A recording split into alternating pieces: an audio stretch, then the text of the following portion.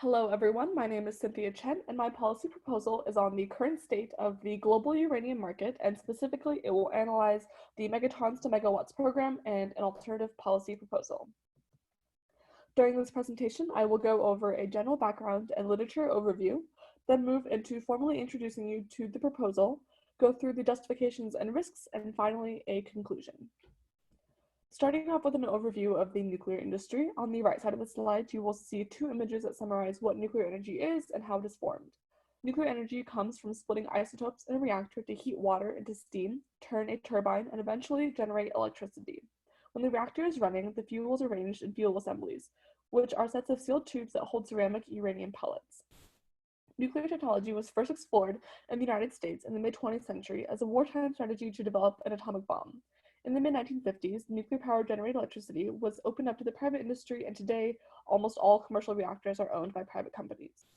And then, providing more context, there are about 450 nuclear reactors in 30 countries across the world, providing about 10% of global electricity. There is, however, controversy surrounding this industry, where proponents generally emphasize the clean nature of the technology and the extensive safety precautions and regulations that are implemented to prevent health risks and manufacturing failures. Opponents, on the other hand, criticize the expensive costs of nuclear compared to renewables and the risks of nuclear weapon proliferation. However, it is still a growing industry, so it is crucial that the US take a proactive role. A large portion of the domestic US nuclear energy policy is regulated by the Nuclear Regulatory Commission, and states have started to deregulate electricity prices, which leads to more emphasis on nuclear power production. So in order for nuclear plants to generate energy, they require highly enriched uranium, or HEU, which is when the proportion of uranium-235 isotope is raised. This is done when enrichment plants separate gaseous uranium into two streams, one that is highly enriched and the other that becomes depleted. Highly enriched uranium is one of the key components of creating explosive devices, and lack of accessibility to it can be one of the primary obstacles to building uranium weapons. The world stockpile of highly enriched uranium is estimated to be around 1,340 tons, with Russia having the largest stockpile at 679 tons. In the early 90s, this threat also existed, and so the US and Russia created the Megatons to Megawatts program. It was a commercially financed government industry partnership where highly enriched uranium from Russian nuclear warheads was recycled into low-enriched uranium and given to the US to produce fuel for American nuclear power plants. Centrus, which was the agent for the US government, partnered with Tenex, who acted for the Russian government, to create a 20-year program with an $8 billion budget. And for 2 decades, up to 10% of the produced electricity in the US was created by the low-enriched uranium from this program. It significantly improved world security, by reducing the stockpiles of HEU and provided a clean, valuable resource for energy. The program was completed in December 2013, and 500 metric tons of HEU was recycled into more than 14,000 metric tons of low-enriched uranium, which potentially eliminated enough bomb-grade material for 20,000 nuclear warheads. So this proposal suggests a policy that combines components of the former Megatons to Megawatts program in conjunction with HR 1760, which is a policy that was introduced and passed in the House in September of 2019. HR 1760, or the Advanced Nuclear Fuel Availability Act, requires the Secretary of Energy to establish and carry out a program to support the availability of high-assay low-enriched uranium, or HALEU, for domestic commercial use. The bill also highlights the design of transportation packages for HALEU, including canisters for gas, metal, and other compositions. The Secretary will also, under this bill, establish a consortium of entities to partner with the DOE to support the availability of HALEU. Finally, it also establishes that the Secretary shall submit to Congress a report on the department's uranium inventory, as well as conduct a survey to estimate the quantity of HALEU necessary for domestic commercial use. And by January 1st, 2026, the HALEU acquired will be made available to members of the consortium. This uranium will be used to develop a benchmark to assist in the regulation and licensing of Category 2 spent nuclear fuel fabrication and enrichment facilities, as well as support the certification of transportation packages. Again, on the right side of the slide, you can see a diagram that highlights the differences between HALEU and other types of uranium.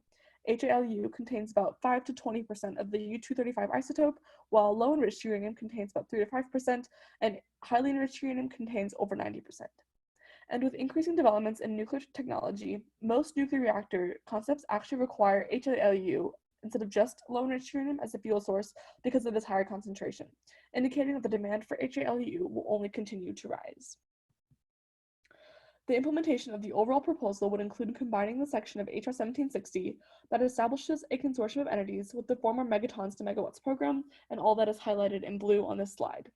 Specifically, HR 1760 would function as a structural guide to begin renewing parts of the Megatons to Megawatts program. The two primary acting entities would be the United States Enrichment Corporation, or USEC, which is a corporation created under the Energy Policy Act of 1992 and is a subsidiary of Centrus Energy, which was the original actor in the Megatons to Megawatts program, and they would be partnering with 10X, which is one of the world's leading exporters of enriched uranium products and services. The other members of the consortium can be members that help transition the HALU to commercial domestic use and distribute it across the country. This agreement between Russia and the US can be supplemented by the additional details in HR 1760 to create a comprehensive program to not only provide advanced nuclear fuel to the US, but mitigate a rising national security threat. The primary justifications for this proposal can be split into energy and national security benefits. National security advantages include building a stronger diplomatic relationship with Russia. The 21st century has seen multiple US administrations try and revitalize this relationship, but with little success. It is important, therefore, to refocus US strategies towards mending this relationship, especially on issues that are important to the US national security, including nuclear technology, arms control, and strategic stability. Russia currently poses a large threat with their stockpile of HEU, and so US monitoring and involvement in the situation is crucial to ensure an appropriate prevention and reaction strategy. It would not only provide the US with more leverage, but also create more ground available for future negotiations and other diplomatic affairs. Additionally, our current climate crisis calls for solutions that reduce emissions, and nuclear technology can provide the first step to that solution. Being able to use the source of carbon-free energy can help progress the country in the fight against the climate crisis, as well as add additional energy security. And finally, the international uranium enrichment market is extremely centralized and is dominated by four main firms. The primary reasons for this so-called industrial concentration are that first, enriched uranium can be weaponized, so the expansion of the market has been prevented. And second, positive economies of scale. The countries that have privatized this market have strongly discouraged others to enter and have benefited from this. The four most prominent firms are the United States Enrichment Corporation, USEC, 10X, Eurodif, and Urenco. Eurodif is in France, and Urenco has plants in Germany, the Netherlands, and the UK. The US monopolized the Western market, and Russia has monopolized the Eastern market. And with increasing returns to scale, smaller enrichment firms have less incentive to enter the market due to competition from these established and growing entities. This reality of the status quo gives the US more justification to play a role in the effort to mitigate any nuclear threats from Russia. On the other hand, the risks that are associated with this proposal include additional geopolitical tensions that may be generated when trying to build a diplomatic relationship with Russia because the outcomes of the proposal are generally unpredictable. Another component that could create a potential negative consequence is the process of downblending HEU to HALEU. The conversion enables the production of tritium, which is a rare and radioactive isotope of hydrogen. And like any ionizing radiation, exposure to tritium can increase the risk of developing cancer and other long-term illnesses. Finally, another major risk is the physical process of shipping uranium from Russia to the United States. The rough distance between Russia and the US is around 9,000 kilometers, and the pure mass of the material that would need to be transported and the hazardous and radioactive nature of that material poses significant threats and higher chances of accidents and large failure events that could lead to environment and political consequences. Primary risk mitigation strategies would include extensive planning and communication between all participating parties and stakeholders. Taking extra precaution when approaching any situation can allow for more flexibility in reactive strategies if conflicts were to arise. Though risks may exist in this proposal, many of them can be avoided through operational and political strategies, and the nature of the policy already kind of allows for more checks and balances between the members involved. Though the Megatons to Megawatts program has already ended, the threats it was trying to mitigate still exist in the status quo.